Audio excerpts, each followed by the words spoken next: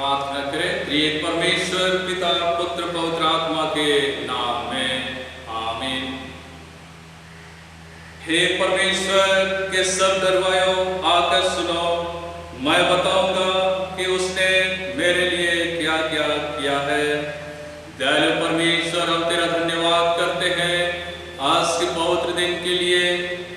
तू अपने लोगों को पवित्र जीवन जीने के निमित्त सुंदर संगति आशीषमय जीवन प्रदान करता है। हे प्रभु, तो अपने उपस्थिति के द्वारा से हम सब उनके हृदय को शुद्ध और पवित्र कर यीशु ख्रीस्त के नाम में आमीन। हम गीत गाएंगे, गीत संख्या 348 348।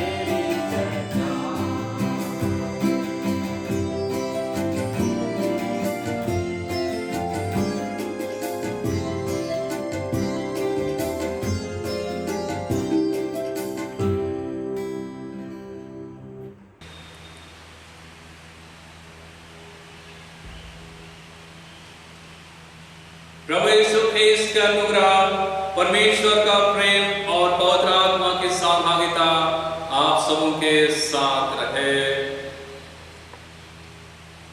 हम शुद्धता की प्रार्थना एक साथ कहें। हे सर्वशक्तिमान परमेश्वर, तेरे समुख सबके हृदय खुले हैं, तो सबकी अभिलाषाओं को जानता है और तुझसे कोई भी भेद छिपा नहीं है।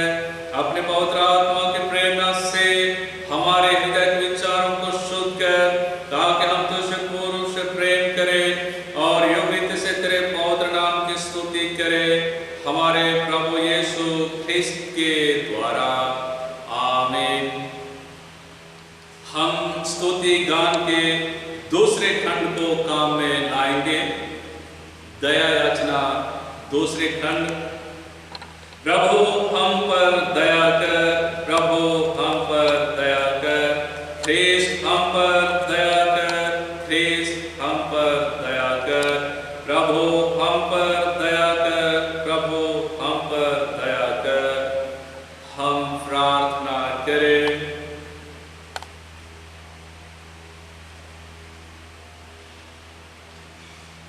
आज पवित्र आत्मा के अवतरण के पश्चात नवा प्रभुवार है और साथ ही साथ आज का दिन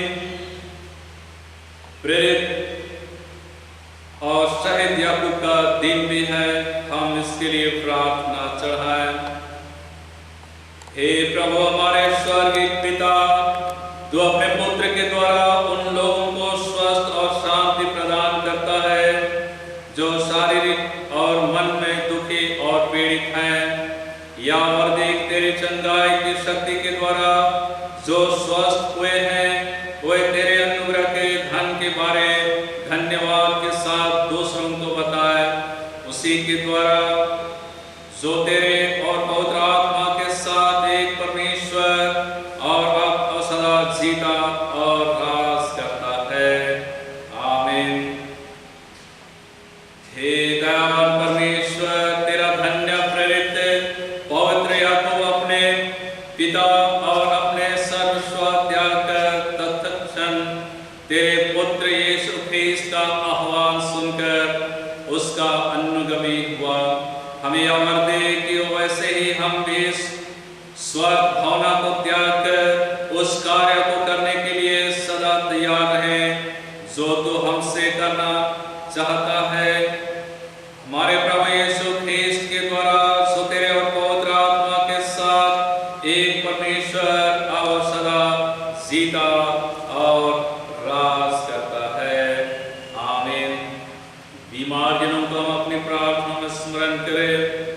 हे सर्वशक्तिमान पिता, जीवन और आरोग्यता के दाता, हम विनती करते हैं कि सब रोगियों पर दया दृष्टि कर, विशेषकर उन पर जिनके लिए हमारी प्रार्थना चाही गई है, उन पर और उनकी सेवा करने वालों पर अपनी आशीष उंडेल। ऐसा किया देवे तेरी इच्छा हो तो वे तन और मन में चंगे हो जाए और तेरे पवित्र कलीसिया में तेरा धन्यवाद करे, हमारे प्रभु यीशु ख्रिस्त के द्वारा। आमीन। कोरोना महामारी से बचाव के लिए प्रार्थना करें। हे सर्वशक्तिमान और दयावान परमेश्वर, तू जो जीवन और मृत्यु का प्रभु है, इस भयानक कोरोना रोग और काल के समय हम नम्रता से तेरी ओर अपनी आंखें उठाते हैं और हमें बचाने की भरोसा रखते हुए तुझसे विनती करते हैं कि तू इस कोरोना रोग और संकट से छुड़ा और अपने लोगों का स्वस्थ और शक्ति दे। वे संत नम्र और धन्यवादित मन से तेरी सेवा करे, हमारे प्रभु यीशु ख्रिस्त के द्वारा। आमीन। हम सुसमाचार प्रचार के लिए प्रार्थना करें।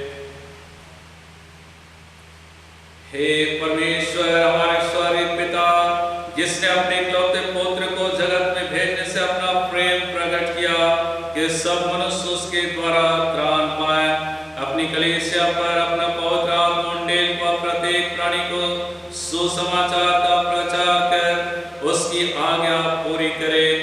हम विनती करते हैं कि तू अपनी कटनी में मजदूरों को भेज, सब जोखिमों और परीक्षाओं में उनकी रक्षा इकट्ठा कर। उस समय को शीघ्र पहुंचा जब अन्य जाति पूरी रीति से एकत्र कर लिए जाए और सारा इस्राएल त्राण पाए, उसी तेरे पुत्र हमारे प्रभु यीशु ख्रिस्त के द्वारा। आमीन। इस समय हम पाठ वचन सुनेंगे। आज के लिए ठहराया हुआ पहला पाठ वचन यिर्मयाह उसका 26वां अध्याय का उसका 10 पद से लेकर 15वें पद तक। यिर्मयाह 26वां अध्याय का 10 पद से लेकर 15वें पद तक इस प्रकार है। यहूदा के हाकिम ये बातें सुनकर राजा के भवन से यहोवा के भवन में चढ़ आए और उसके नए फाटक में बैठ गए। तब याजकों और भविष्यवक्ताओं ने हाकिमों और सब लोगों से कहा, यह मनुष्य प्राणदंड के योग्य है, क्योंकि इसने इस नगर के विरुद्ध ऐसी भविष्यवाणी की है जिसे तुम भी अपने कानों से सुन चुके हो।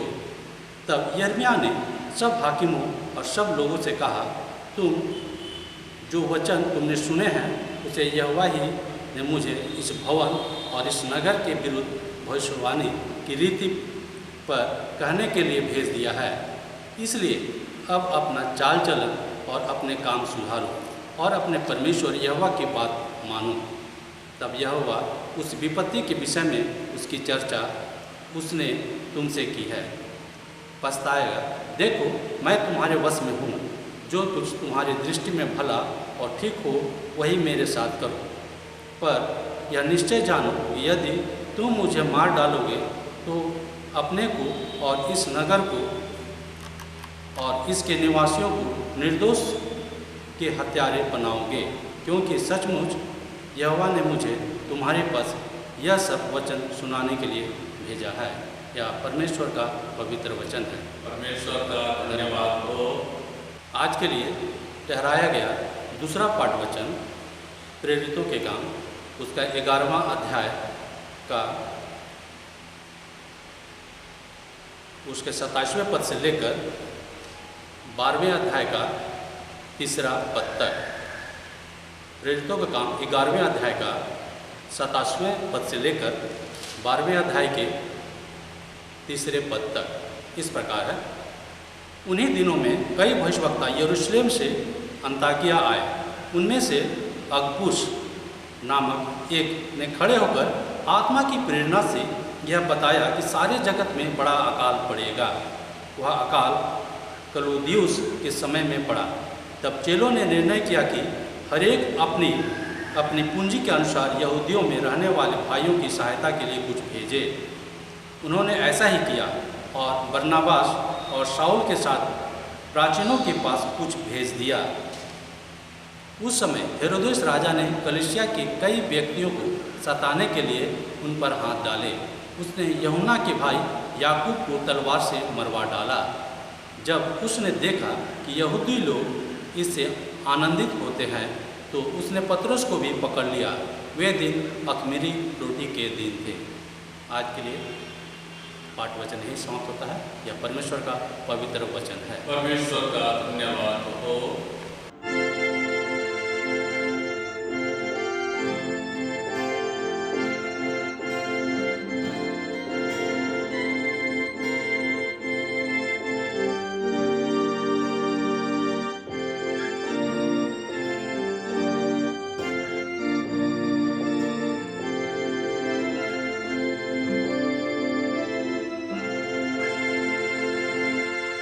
Please,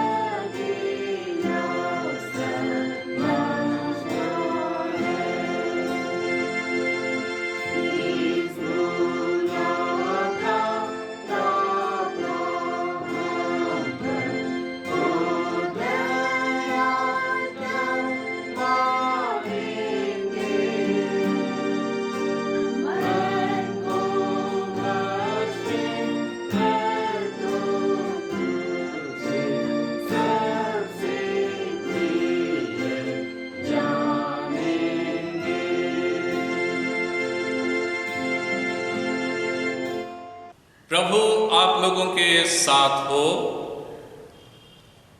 पवित्र मरकुस रचित सुसमाचार 10वां अध्याय और उसके 35 पद से सुसमाचार आरंभ होती है। मरकुस रचित सुसमाचार अध्याय 10 पद संख्या 35 से।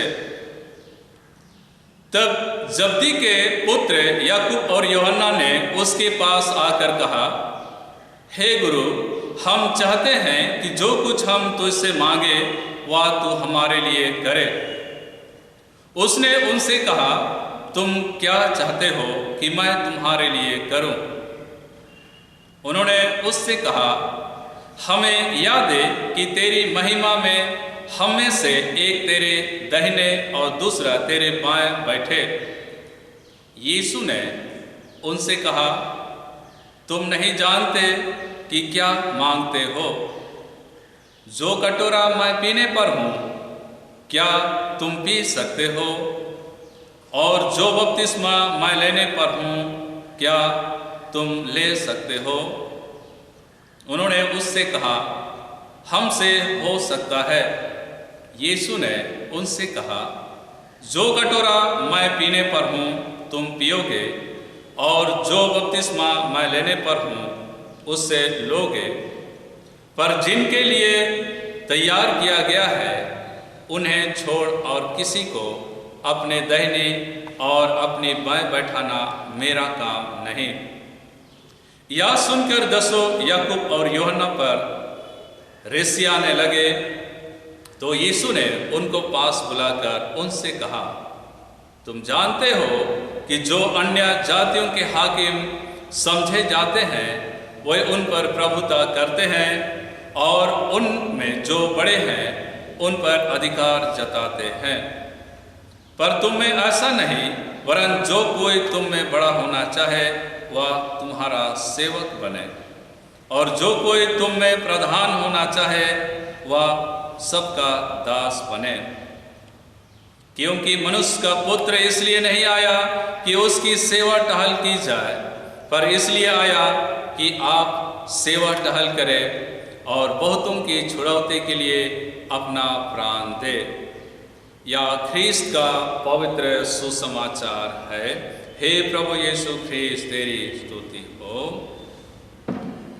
हम प्रार्थना करें। प्रभु, तेरा जीवित वचन हम सबों के पांव के लिए दीपक और मार्ग के लिए उजियाला ठहरे, और उसी मार्ग पर चले, उसी उजियाला पर हम सभी चले। यीशु के नाम में आमीन। फिर से आप सभी विश्वासी भाई बहनों का धनबाद संत मेरी चर्च उत्तर भारत की कलीसिया में आपका स्वागत है। हम लगातार प्रयास कर रहे हैं। हमारे पेरिस के सच्चू महोदय और कोषपाल महोदय का प्रयास है कि लगातार ऑनलाइन के माध्यम से आपके पास तक परमेश्वर का वचन पहुंचाया जाए। हम सबों का विश्वास है कि ऑनलाइन के इस आराधना में आप सभी संभागी होते हैं और परमेश्वर के वचनों से अपने जीवन को सजाते संवारते और परमेश्वर के वचन से लाभान्वित होते हैं। यह हमारे लिए चुनौती का समय है, और फिर परमेश्वर के वचन में बने रहने का भी समय है, अवसर है। एक ओर हम इस संसारिक दृष्टिकोण से देखें तो परमेश्वर का वचन हमारे एक साथ सामूहिक आराधना के क्रम में हम नहीं सुन सकते, नहीं बैठ सकते और आराधना नहीं कर पाते। परंतु वहीं दूसरी ओर हम अपने ही घरों को आज प्रार्थना का घर के रूप में बना लिया है। यह हमारे लिए आनंद और खुशी की बात है। जिस घर में प्रार्थना नहीं होती थी, आज उस घर में भी परमेश्वर का वचन ऑनलाइन के माध्यम से पहुंच रहा है। आज के जो जीवित वचनों को आपने सुना, या हम सबों के लिए बहुत ही महत्वपूर्ण जीवित वचन है। यिर्मयाह नबी की पुस्तक में जो पहले पाठ में हमने सुना, इसमें सीधे यिर्मयाह नबी भविष्यवाणी करता है, वचन कहता है कि इसलिए अब अपना चाल चलन और अपने काम सुधारो और अपने परमेश्वर यहोवा की बात मानो, तब यहोवा उस विपत्ति के विषय में जिसकी चर्चा उसने तुमसे की है पछताएगा। यिर्मयाह नबी उन लोगों के लिए जो भिन्न भिन्न क्षेत्रों में रहने वाले लोग परमेश्वर के संगति से दूर भटक गए हैं, उनको दंड देने के लिए, उनको छुड़ाने के लिए, उनको छुटकारा देने के लिए कठोर शब्दों का इस्तेमाल किया। और इस वचन को सुनकर, यिर्मयाह नबी के वचन को सुनकर लोग भयभीत हो गए और उसने सीधे शब्दों में उन पर वार करते हुए यह कहा कि इसलिए अब अपना चाल चलन और अपने काम सुधारो। मनुष्य के जीवन में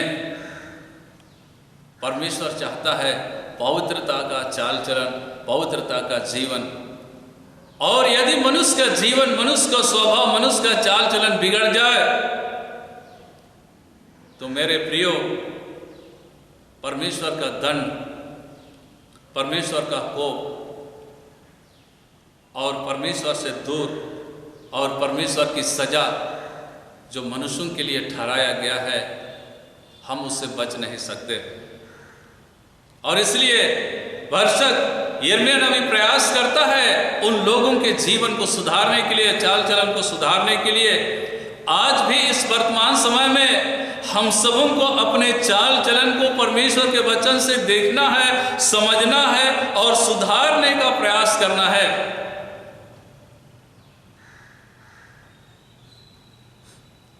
और तब यिर्मयाह नबी की इस कठोर वचन को, कठोर संदेश को सुनकर लोग क्रोधित हो गए और उनको हत्या करने के लिए, मार डालने के लिए एक योजना बनाई। पर इस बात को भी यिर्मयाह जान गया और यह कहा कि पर यह निश्चय जानो कि यदि तुम मुझे मार डालोगे तो अपने को और इस नगर को और इसके निवासियों को निर्दोष के हत्यारे बनाओगे, क्योंकि सचमुच यहोवा ने मुझे तुम्हारे पास से यह सब वचन सुनाने के लिए भेजा है। मेरे प्रियो, जितने भी आज परमेश्वर का वचन सुन रहे हैं, कई जगहों पर पुरोहितों पर अत्याचार हुआ है, पुरोहितों के ऊपर में, धर्म के सेवा करने वालों के ऊपर में अत्याचार हुआ है। और इसका नतीजा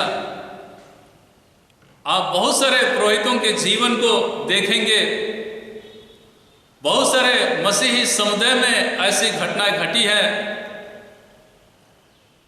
जो सुसमाचार का प्रचार करने वाले की जहां हत्या होती है, वहां परमेश्वर के द्वारा से कई प्रकार की आपदाएं, कई प्रकार के संकट और मुसीबतें आती रही हैं।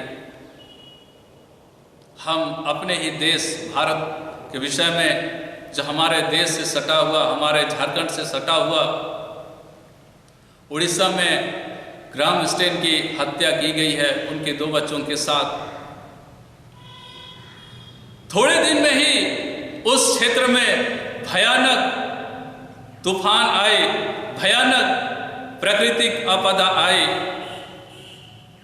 यह भी हम सबों को मालूम है।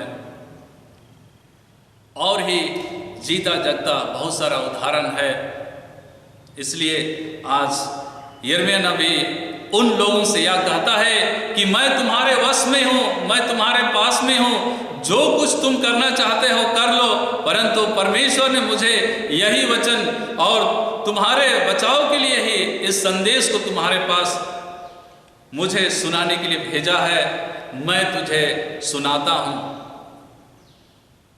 एक इस वचन के द्वारा से आज हमें भी सचेत और जागृत होने की आवश्यकता है।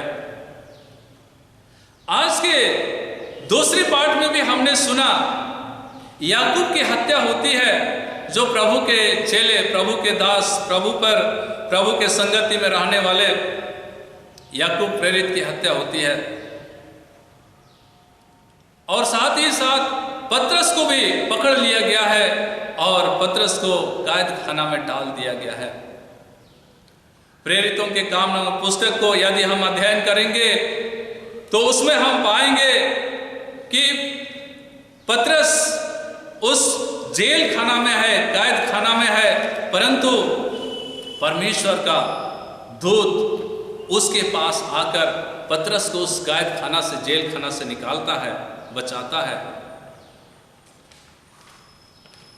मेरे प्रियो, आज के सुसमाचार में हमने सुना, मरकुस रचित सुसमाचार में हमने सुना 10वें अध्याय उसके 35 पद के आगे, तब जब्दी के पुत्र याकूब और यूहन्ना ने उसके पास आकर कहा। तब से पहले, यानी कि इस शब्द से पहले प्रभु यीशु ख्रीस्त ने क्या कहा, इसके विषय में हम देखने का प्रयास करेंगे। प्रभु यीशु ख्रीस्त अपने जीवन के अंतिम क्षण में है, अंतिम छोर में है, और अपने चेलों को सारी बातें बता चुका है। अब स्पष्ट रूप से प्रभु यीशु ख्रीस्त ने अपने चेलों से जीवन की अंतिम घटनाओं के बारे में उन्होंने बताया। और आज के वचन के सुसमाचार के इस माध्यम से हमें मालूम होती है कि यीशु अब यरूशलेम की ओर आगे बढ़ रहे हैं, यरूशलेम की ओर आगे बढ़ रहे हैं, क्रूस के उस मार्ग पर आगे बढ़ रहे हैं। और वह क्रूस की यात्रा या क्रूस का मार्ग प्रभु यीशु ख्रीस्त का सताहट का समय की ओर ले जाता है। यीशु ख्रीस्त या मसीह के ऊपर आने वाले दुख में हृदय, मन और शरीर सब प्रकार के दुख थे।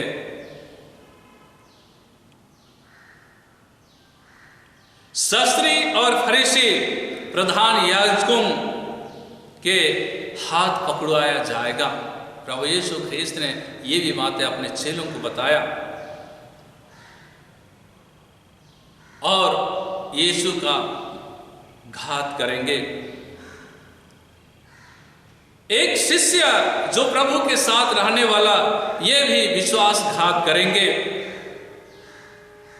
और ये दृश्य प्रभु यीशु ख्रीस्त को अपने मन में, अपने विचार में, अपने भावनाओं में दिखाई देता है, और इन सारी बातों को अपने चेलों के समक्ष प्रकट करता है। विश्वासघात मन में, दिल में बड़ी पीड़ा और क्लेश और दुख, मृत्युदंड के योग्य ठहराया जाने वाला है प्रभु यीशु। ये अन्याय का दुख सहन करेंगे।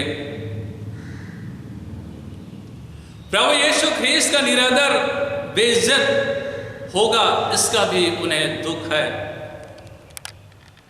कोड़े लगाए जाएंगे।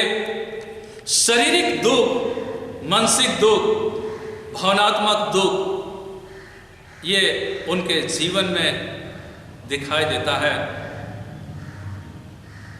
इस संसार के लोग उनको दुख देंगे। दुख के पर्दे के पार महिमा का प्रकाशन यीशु को दिखाई देता है। सारे दुख, सारे पीड़ा, सारे क्लेश पार करने के बाद उनको वह महिमा का दर्शन होता है। क्रूस की मृत्यु या क्रूस के उस पार में उसको एक जीवन का मुकुट मिलने की दृश्य दिखाई देता है। मृत्यु के पार अनंत जीवन विद्यमान उनको दिखाई देता है। ये सारी चीजें, ये सारी घटनाएं प्रभु यीशु ख्रीस्त अपने चेलों के समक्ष प्रकट करते हुए उसने कहा। तब उसके बाद अब चेले जो याकूब और यूहन्ना यीशु के पास आकर कहते हैं कि हे गुरु, हम चाहते हैं कि जो कुछ हम तुझसे मांगे वह तू हमारे लिए करे। प्रभु यीशु ख्रीस्त के विषय में चेलों का विश्वास ऐसा था कि प्रभु इसी संसार में एक नई राज्य का, नई साम्राज्य का स्थापना करेंगे। तब हम जो याकूब और यूहन्ना यीशु के दाहिने और बाएं बैठने का मांग को रखते हैं। मत्ती रचित सुसमाचार और उसके 20 अध्याय में और उसके 20 पद में भी इसी बात को हम पाते हैं कि तब जब्दी के पुत्रों की माता ने अपने पुत्र के साथ यीशु के पास आकर प्रणाम किया और उससे कुछ मांगने लगी। उसने उससे कहा, तू क्या चाहती है? वह उससे बोली, यह वचन दे कि मेरे ये 2 पुत्र तेरे राज में एक तेरे दाहिने और एक तेरे बाएं बैठे। ये प्रभु यीशु ख्रीस्त के साथ हमेशा रहने के लिए याकूब और यूहन्ना प्रभु से निवेदन करते हैं और याकूब और यूहन्ना की माता भी प्रभु से निवेदन करती है, मांगती है। मेरे प्रियो, या निवेदन या प्रार्थना प्रभु के साथ हमेशा रहने के लिए, प्रभु के समीप रहने के लिए प्रभु के ये चेले निवेदन करते हैं, प्रार्थना करते हैं। प्रभु यीशु ख्रीस्त ने कहा, ये बार नहीं है जो भी कि तुम मेरे साथ हो, मेरे साथ काम करते हो, तो भी मेरी दाहिनी और बाएं बैठाना मेरा काम नहीं है, मेरा पिता का काम है। आज भी हम सभी हम चाहते हैं कि बड़े जन के निकट में या बड़े जन के दाएं बाएं रहने का, पद का लालच हमारे जीवन में भी रहता है। हम भी उससे अछूते नहीं हैं। इस याकूब और यूहन्ना की तरह उन बड़े जनों के दाएं और बाएं बैठने का अधिकार हम खोजते हैं, चाहते हैं। इसकी योग्यता परमेश्वर जानता है, इसकी योग्यता परमेश्वर हमसे, आपसे जांचता है। तब हम प्रभु के समक्ष रहने वाले बन सकते हैं या नहीं। आज हम सभी उसी यीशु पर विश्वास करते हैं और हमारी एक आशा है, एक विश्वास है कि अनंत जीवन या स्वर्गिक जीवन हमको मिले। यही हम सभी लगातार प्रार्थना करते हैं। हम प्रभु के राज में पहुंचे, हम प्रभु के शासन में रहें, हम प्रभु के निकट में रहें, ये हमारी प्रार्थना है। परंतु हमारी चाहने से नहीं, परंतु हमारा विश्वास और परमेश्वर की इच्छा पर हमें पूर्ण निर्भर रहने की आवश्यकता है। इसलिए प्रभु यीशु ख्रीस्त ने उन चेलों से कहा कि जो कटोरा मैं पीने पर हूं क्या तुम पियोगे, और जो बपतिस्मा मैं लेने पर हूं क्या तुम ले सकते हो?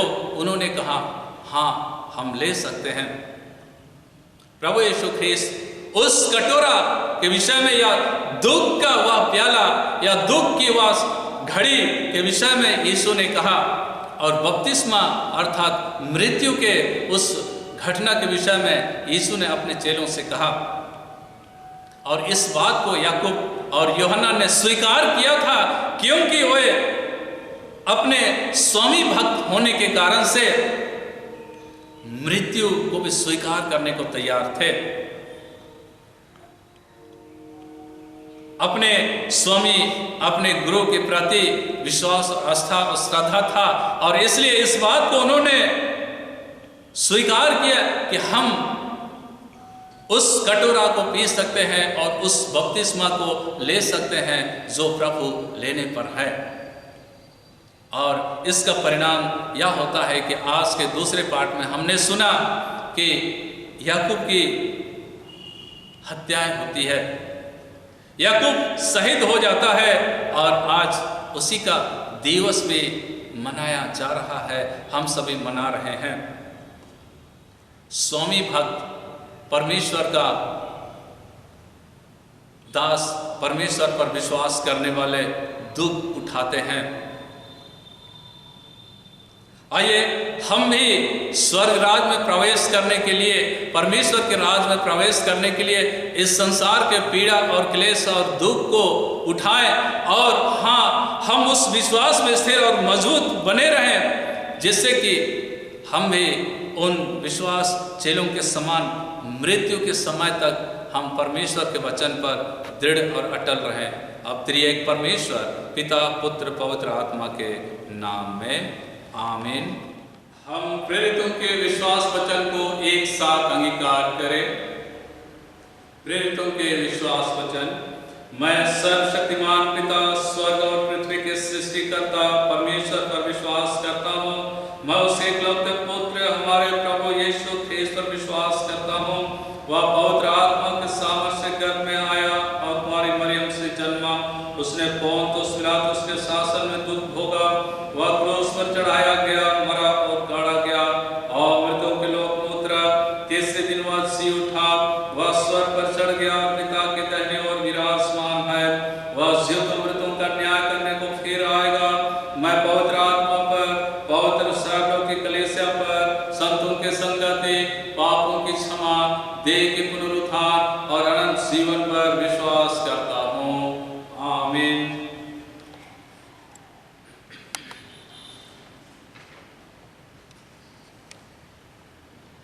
हम प्रबोध विधि की क्रम संख्या 17 से आगे काम में लाएंगे। प्रिय भाइयों और बहनों, हमारे प्रभु यीशु ख्रीस्त ने कहा है, प्रभु हमारा परमेश्वर एकमात्र प्रभु है।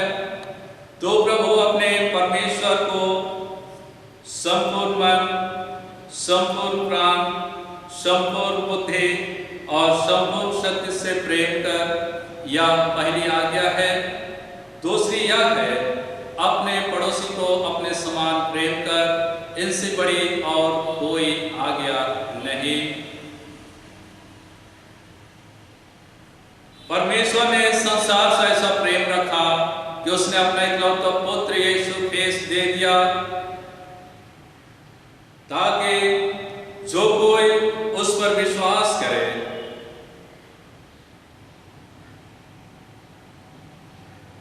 वह हमें पापों से बचाए, स्वर्ग में हमारे निवेदन करता हो और हमें शाश्वत जीवन में पहुंचाए। इसलिए हम पश्चाताप और विश्वास के साथ अपने पापों का अंगीकार करें। हम परमेश्वर की कृपा से उसकी आज्ञाओं का पालन करने का और सब लोगों के साथ मेल मिलाप और प्रेम से रहने का दृढ़ संकल्प करें। हम एक साथ प्रार्थना करें। हे सर्वशक्तिमान परमेश्वर, हमारे स्वर्गीय पिता, हमने मन, वचन और कर्म से तेरे विरोध और एक दूसरे के विरोध पाप किया है। हमने अपनी अज्ञानता और दुर्बलता के कारण और जानबूझकर भी बुराई की है और भलाई करने में असफल रहे हैं।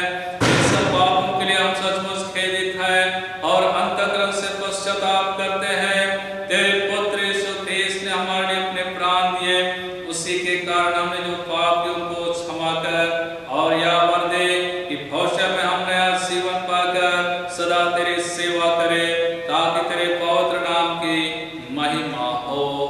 आमीन। सर्वशक्तिमान परमेश्वर उन सबको क्षमा करते हैं जो एक दूसरे को क्षमा करते और सच्चा पश्चाताप करते हैं। वह हम पर दया करे, हमारे सब पापों को क्षमा करे, उनसे हमें छुटकारा दे, सब भले कामों में हमें स्थिर और सबल करे और शाश्वत जीवन में बनाए रखे। आमीन। परमेश्वर का धन्यवाद हो। हम सब मिलकर ख्रीस्त की देह हैं। हम सब ने एक आत्मा द्वारा एक देह में बपतिस्मा लिया है। हम ऐसे कार्यों में संलग्न रहे जिनसे शांति मिलती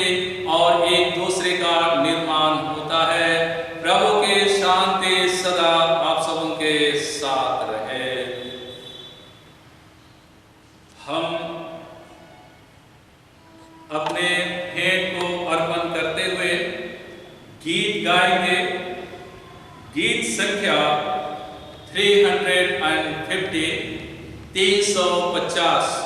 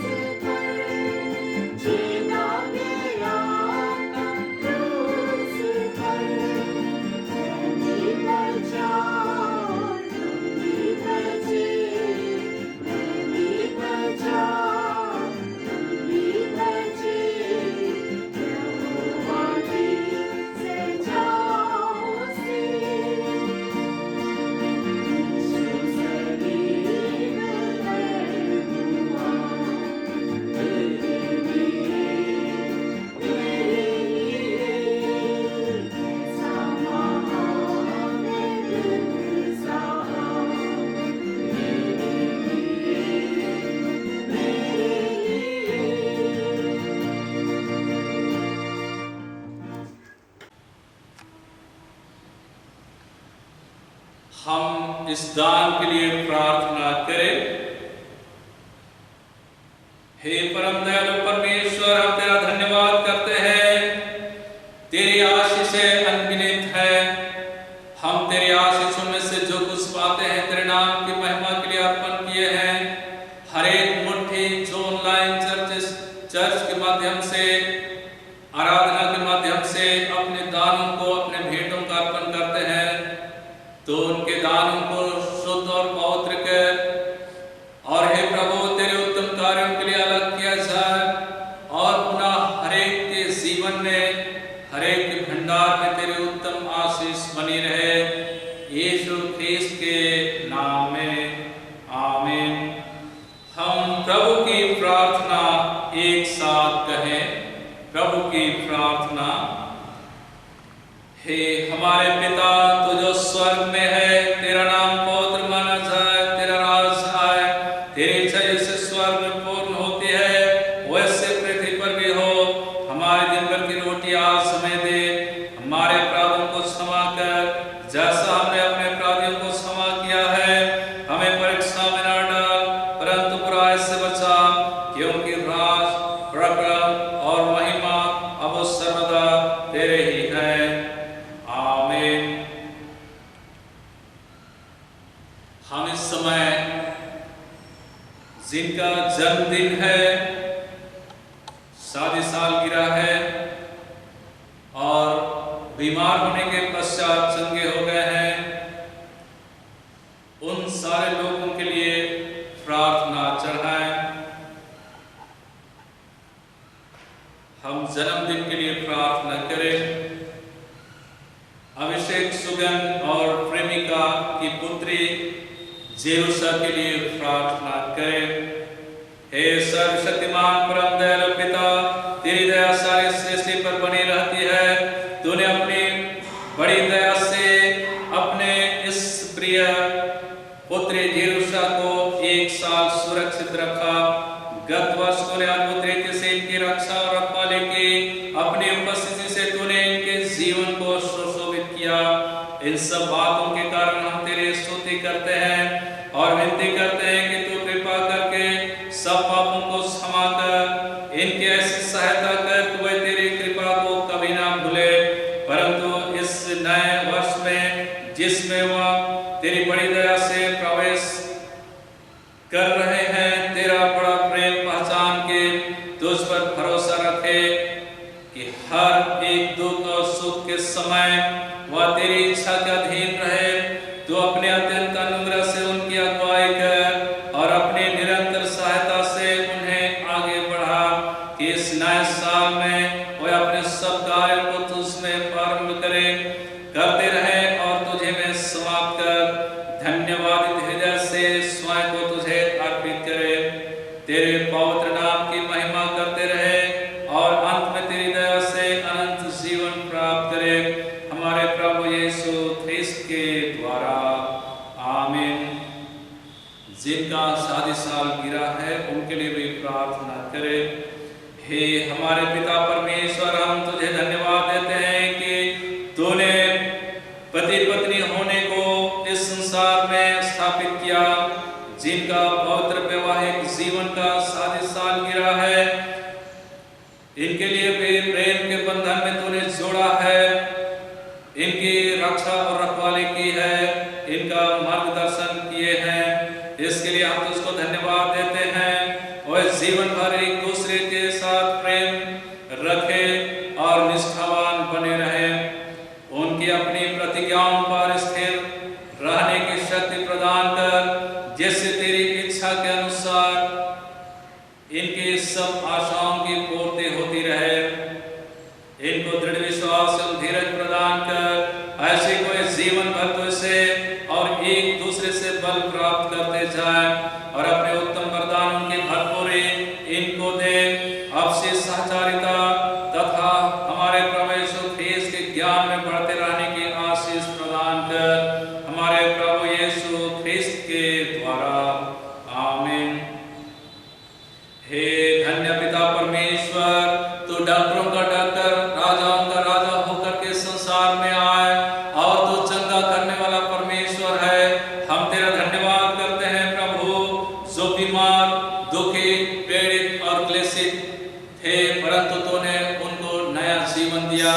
वे अब पूर्ण रीति से स्वस्थ हो गए हैं और तुझको धन्यवाद देना चाहते हैं। उनके धन्यवादित प्रार्थना को तू सुन और स्वीकार कर, हमारे प्रभु यीशु ख्रीस्त के नाम में। परमेश्वर की शांति जो सारे समझ से परे है, परमेश्वर कर उसके पुत्र हमारे प्रभु यीशु ख्रीस्त के ज्ञान और प्रेम में आपके हृदय विचारों को सुरक्षित रखे। अब सर्वशक्तिमान परमेश्वर पिता की, परमेश्वर पुत्र की, परमेश्वर पवित्र आत्मा के आशीष आप पर हो और आप सब उनके साथ सदा सर्वदा रहे। आमीन। हम गीत गाएंगे, गीत संख्या 153, 153।